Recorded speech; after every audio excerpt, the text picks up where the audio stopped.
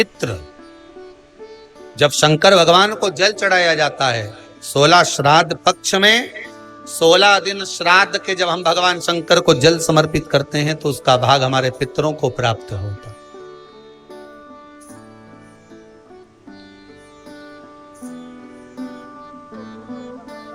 केवल 16 श्राद्ध के दिन ही ऐसे होते हैं जिसमें शंकर भगवान को जल में दूध मिलाकर चढ़ाने की जगह दूध भले 1 चम्मच चढ़ा रहे हो पर अलग से चढ़ाओ, कच्चा दूध अलग से चढ़ाओ, उसके बाद भले तुम जल चढ़ा, पर लोटे में जल में दूध मिलाकर 16 दिन श्राद्ध पक्ष में नहीं ले जाओ। भले 1 चम्मच दूध लेकर जाओ, 1 कटोरी दूध लेकर जाओ, पर कच्चा दूध अलग से लेकर जाओ, शंकर भगवान को अलग से चढ़ाओ। क्योंकि 16 दिन श्राद्ध पक्ष के जब भगवान शंकर को दूध और जल चढ़ाया जाता है वो हमारे पितरों के खाते में चला जाता है, हमारे पितरों को उसका भाग मिलता है। इसलिए शंकर भगवान को कच्चा दूध भी चढ़ाओ तो पानी में मिलाकर नहीं, एक अलग से 1 चम्मच ले जाओ, भले फिर शिव जी को चढ़ा दो, भले एक छोटा सा कटोरी में ले गए चढ़ा दो, जल ले गए चढ़ा दो, हमारे पूर्वजों को क्या करना चाहिए अगर पितृदोष है और उससे निवारण करना है, शांति पाना है तो क्या करना होगा? उसका एक महाराज, अमावस्या के 1 दिन पहले 14 के दिन पीपल के 7 पत्ते लीजिए और 7 पत्ते शंकर का नाम ओम नमः शिवाय लाल चंदन से 7 पत्ते पर लिखकर उसको मौली, जैसे हमने बंदरबान बनते ऐसे मौली की बंदरबान घर के मुख्य दरवाजे पर लगाए। कौन से दिन? अमावस्या के 1 दिन 14। अमावस्या के दिन दोपहर के 12 बजे उस बंदरबान को खोल लीजिए, दूध कटोरी के दूध की हाथ में ले लीजिए और पत्ते का पीपल के हाथ उस दूध में डुबो दीजिए और उसको ले जाकर पीपल के पेड़ के नीचे ऐसा कैसा ही विसर्जन कर दीजिए, कटोरी वापस लेकर। मान 2 अमावस्या करोगे आपका पितृदोष समाप्त होगा, लक्ष्मी बढ़ेगी, घर से रोग समाप्त होगा, घर में प्रेम बढ़ेगा। पितृदोष समाप्त करने का इससे सुंदर तरीका शिव कर शंकर। कई लोग कहते हैं कि श्राद्ध पक्ष आ गया, ये कर लेना चाहिए तो प्रेत योनि से मुक्ति हो जाएगी, पितरों की शांति के लिए ये कर लेना चाहिए तो पितृ मुक्त हो जाएंगे। पहले तो एक बात अच्छे से समझ लो, पितृ मुक्त नहीं होते, उनकी शांति होती। क्या होती है? जम के बोलो जरा। उनकी शांति होती है। जब आप किसी तीर्थ में स्नान कर रहे हो, जब आप किसी तीर्थ में हो, स्नान कर रहे हो, पुण्य कर रहे हो, सत्कर्म कर रहे हो, भजन कर रहे हो, कीर्तन कर रहे हो, मंत्र जाप कर रहे हो, तो उसका एक अंश, एक भाग हमारे पूर्वजों के खाते में, हमारे पितरों के खाते में जाता है, उनके खाते में पहुंचता, ये निश्चित। आपने किसी ब्राह्मण को भोजन कराया, भले आपने पितरों के निमित्त नहीं जिमाया, कोई ब्राह्मण को 1 गिलास पानी पिलाया, भले आपने पितरों के निमित्त नहीं पिलाया, पर आपका एक अंश उसके खाते में चला जाए, उससे क्या होगा? पितरों की शांति। और समझ लो, गया जी में पिंडदान कर देने से क्या पितृ मुक्त हो जाते हैं? बद्रीनाथ जाकर कपाल क्रिया करने से क्या पितृ मुक्त हो जाते हैं?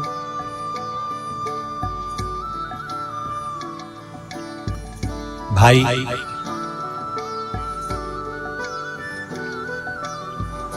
गया जी जाना तो वहां के पंडा जी से पूछना, हम यहाँ पिंडदान कर देंगे तो क्या वो मुक्त हो गए? पंडा जी कहेंगे आप अपने पूर्वजों को गया का पिंड देकर, उनका पिंडदान कर कर आप उनको भगवान विष्णु के चरणारविंद में छोड़ गए। पर आप घर जाना तो घर पर जब जब श्राद्ध पक्ष आए तब ब्राह्मण को भोजन जरूर दो।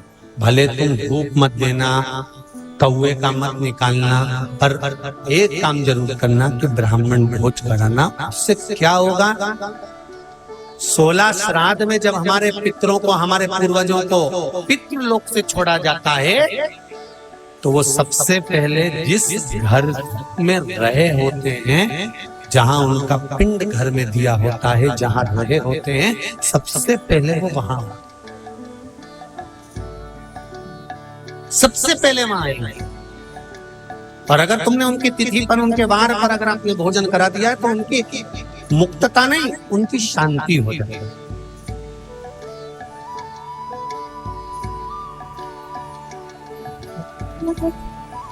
पितरों की मुक्ति कैसे, उनकी मुक्तता कैसे, प्रेत योनि की मुक्तता कैसे?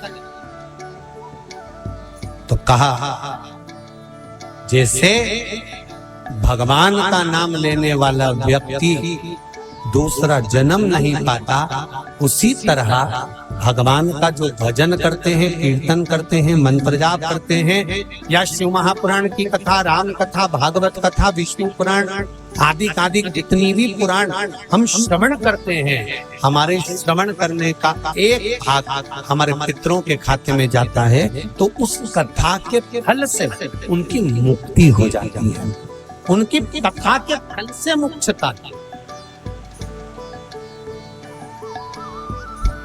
प्रेत योनि से मुक्त हो गया धुंधकारी,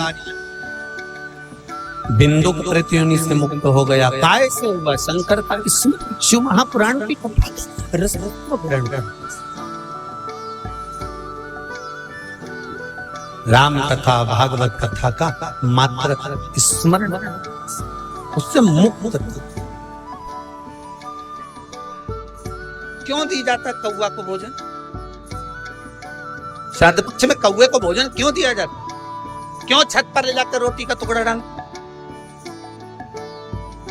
काशी, कांची, अवंतिका, अयोध्या आदि आदि जितने पावन क्षेत्र हैं, जगन्नाथ, द्वारका, रामेश्वरम, बद्री नारायण, जितने जितने पुण्यशाली क्षेत्र हैं, मथुरा आदि जितने, वृंदावन आदि जितने पुण्य क्षेत्र हैं, शिव महापुराण की कथा में, स्कंद पुराण में लिखा है कि जितने पुण्यशाली क्षेत्र हैं, सारे पुण्यशाली क्षेत्र, चाहे चित्रकूट हो, अयोध्या हो, काशी हो, उज्जैनी हो, त्र्यंबकेश्वर हो, जितने पुण्यशाली क्षेत्र हैं, सारे पुण्यशाली क्षेत्र में पिंडदान होता है। बोलो मालूम है कि नहीं आपको? मालूम? सब दूर तर्पण होता है, सभी जगह पिंड होता है, सभी जगह तर्पण होगा, पिंड होगा। तो श्राद्ध पक्ष में तुम इतनी सारी जगह जाकर तर्पण कर सकते हो क्या? जम के बोलिए, नहीं कर सकते। इतनी सारी जगह जाकर पुण्य कर सकते हो क्या? नहीं कर सकते। इतनी सारी जगह जाकर तुम ब्राह्मण को भोजन करा सकते हो क्या? नहीं। इतनी सारी जगह जाकर ना पिंड दे सकते, ना तर्पण कर सकते, ना पुण्य कर सकते। अब ये 16 दिन में इतने तीर्थ कितने, हजारों में तीर्थ, इतने तीर्थ में जाकर कहां पुण्य करोगे, कहां पिंड दोगे? तो उसका एक निर्णय निकाल दिया कि पितरों के देवता आर्यमा कौवे पर बैठते हैं। काय पे बैठते हैं?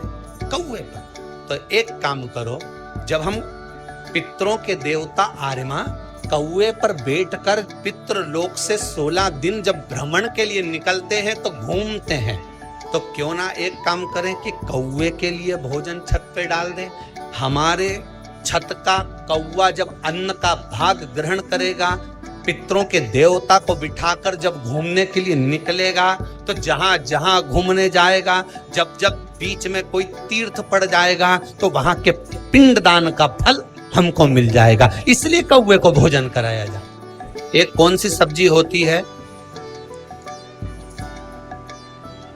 जो पितृपक्ष में ब्राह्मण को भोजन कराते समय नहीं बनाई जाए? एक तो कुमड़ा, दूसरा पत्ता गोभी, जो बंद गोभी होती है ना, वो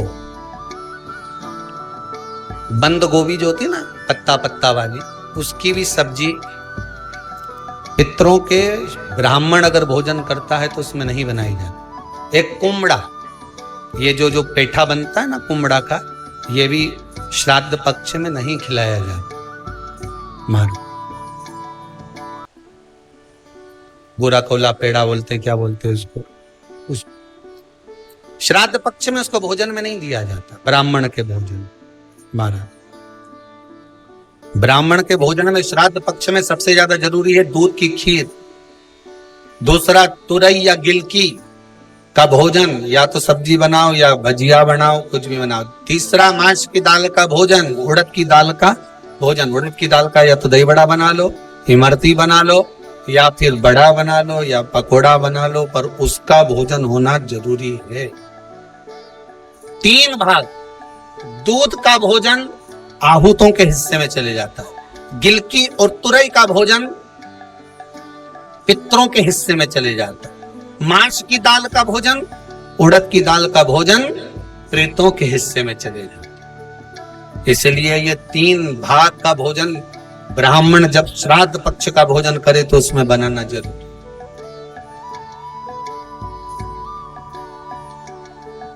बहुत जरूरी।